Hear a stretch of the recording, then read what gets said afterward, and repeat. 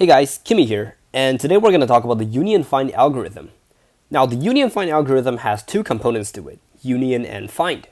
Union is the ability for the program to join different elements or even sets of elements together into one single all-encompassing set of elements.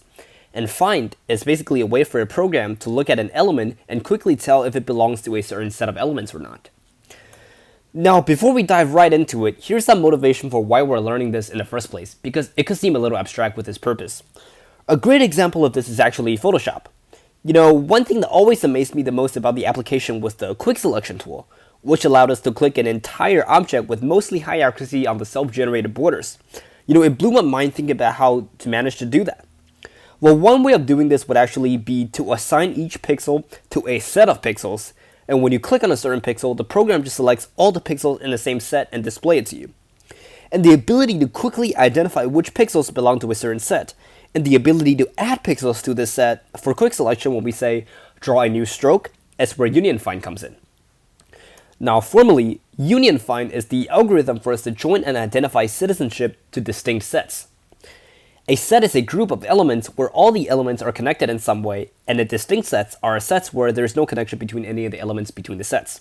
Now, here are some examples. You can see that even the purple node with just the element itself is a set on its own. Now let's talk about find first, where we have elements A and B and want to see if they're in the same set. A brute force approach to this will be looking through every single element in the set, right? Well, this is obviously way too slow. You know, in the Photoshop example, a tiny region is easily thousands of pixels in size. So when we try to trace through and compare different pixels for size, it's obviously way too ineffective for the purpose of the application. So we can actually optimize this with the idea of a leader element. Now the big picture here is that we assign a leader element to each set, and every single element in the set can trace to that one unique leader element. So subsequently, when we want to know if A and B are in the same set, we'll just see if they have the same leader element or not. Now, speaking more concretely, we can represent a set of elements in this table format, where the top row are the elements and the bottom row are the element that an element points to. A leader element is simply an element that points to itself, and there's only one leader element per set. So you can see before any of the grouping happens, every single element is their own set basically, so their leader element would just be themselves. Now, as the sets start joining, the detail of which we'll be covering in no time, we can actually see the table of elements now start pointing at each other. Now, after some sort of connections have been established, we can now run through the program recursively to trace through the elements and see that, for example, the element 2 points to element 4, which points to element 3, which points to element 1, which points to itself. Which means that element 1 is the leader element in the set of element that element 2 is in.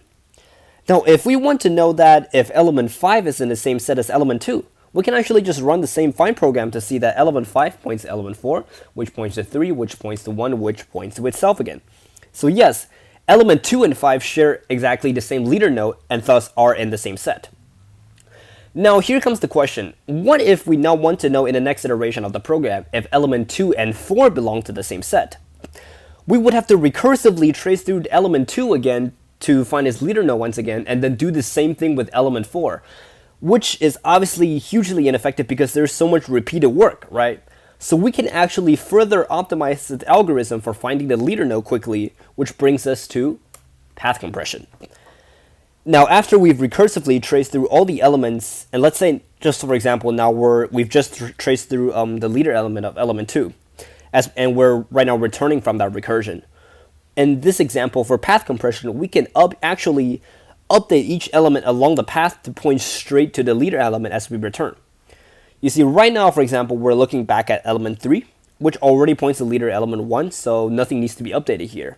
But as we trace through now element 4, we'll edit it so that it points straight to element 1 instead of to element 3. And the same with element 2, to point straight to the leader node as we come back from the recursion. So therefore now in any subsequent searches of the elements that we just stepped through, we'll identify their set leader in literally constant time, which is really, really good, right? So now, finally, let's talk about union, or how to join sets together to form a superset. Actually, with our understanding of the leader elements, this is actually very simple now.